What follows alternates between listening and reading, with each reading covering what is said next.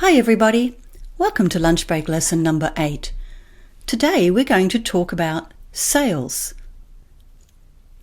Sales figures. Sales figures refer to the overall sum of money spent by consumers on a product within some time frame and/or economic region. Marketers look at these figures to find trends and gauge consumer confidence.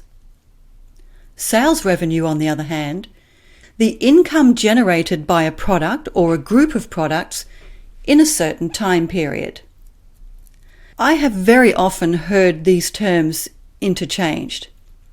A lot of people will say at the end of the month, "I can't wait to see the sales figures for this month. I think we did really well."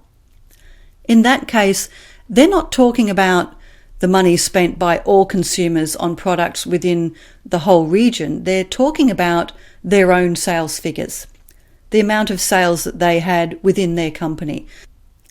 Sales turnover, the annual sales volume after discounts and sales taxes. The sales targets. Now this one should be pretty easy. Most of you should know this. The amount of sales assigned to a business unit or to a specific salesperson, etc., to achieve within a certain time frame. So your targets may be annual, they may be monthly targets, you could even have weekly targets. The sales forecast is the projection of achievable sales revenue based on historical sales data, analysis of market surveys and trends, etc. This shows the expectation of sales performance over a future period of time. So this means that the company has decided that they should be able to achieve a certain quantity of sales, let's say within the next 6 months or the next year or even the next 5 years. The forecast can be as long as the company wants. The sales volume is the quantity or amount of products sold.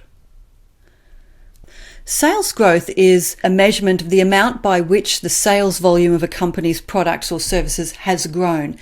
It's typically used to compare year-on-year results.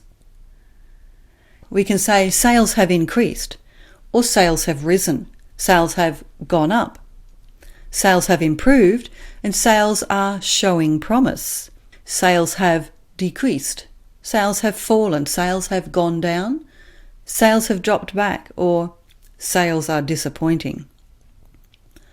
Presenting sales figures. Now there's a lot of terms that you can use. For example, let's look at this retail sales chart that I found here. You might say at the end, there's been healthy growth in retail sales. There has been solid or good growth in retail sales. You could say there was a huge surge in retail sales. There was a massive hike in retail sales. On the other hand, let's say that sales aren't going so well.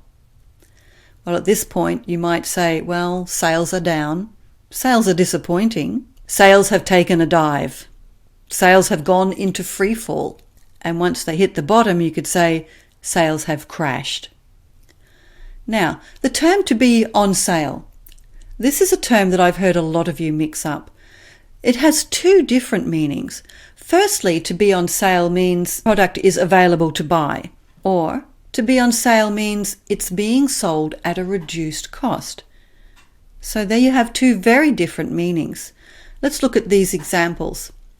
On the top picture we have individual tickets on sale Tuesday, March 22 at 1 p.m. So this is announcing to the public that tickets for this football match will be available for sale. You can buy them.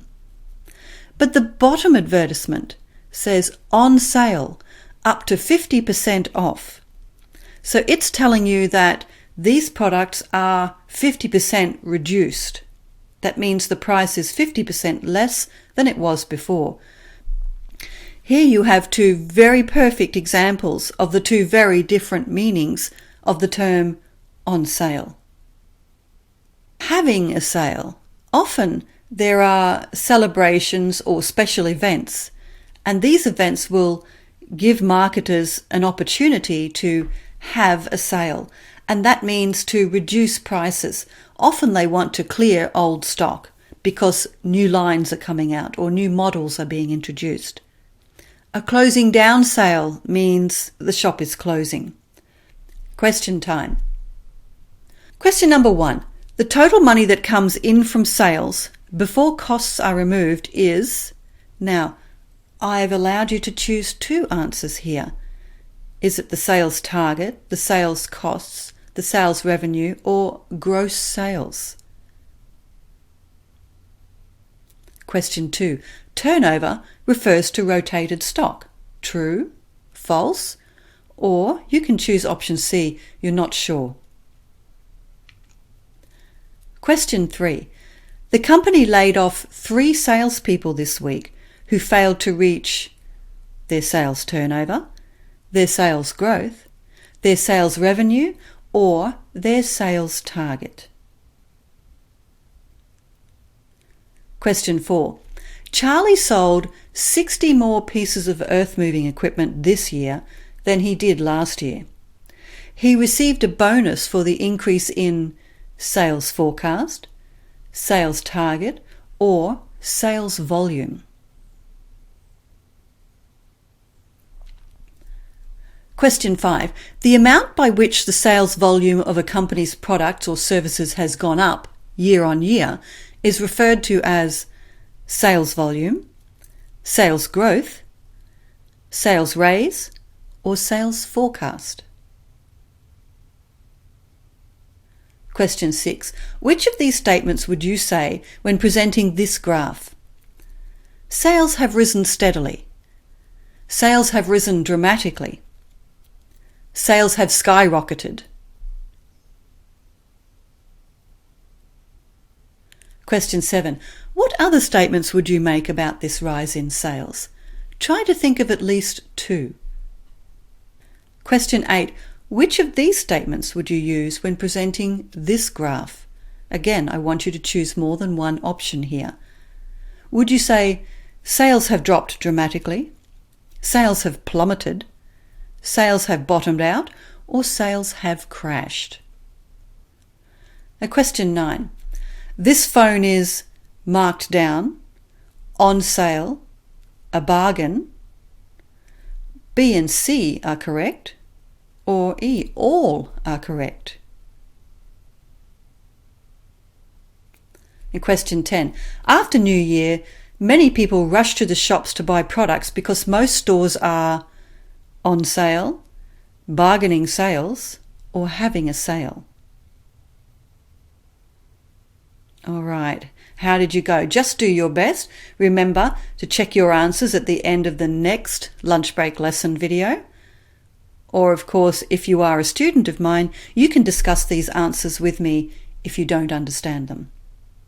Bye for now.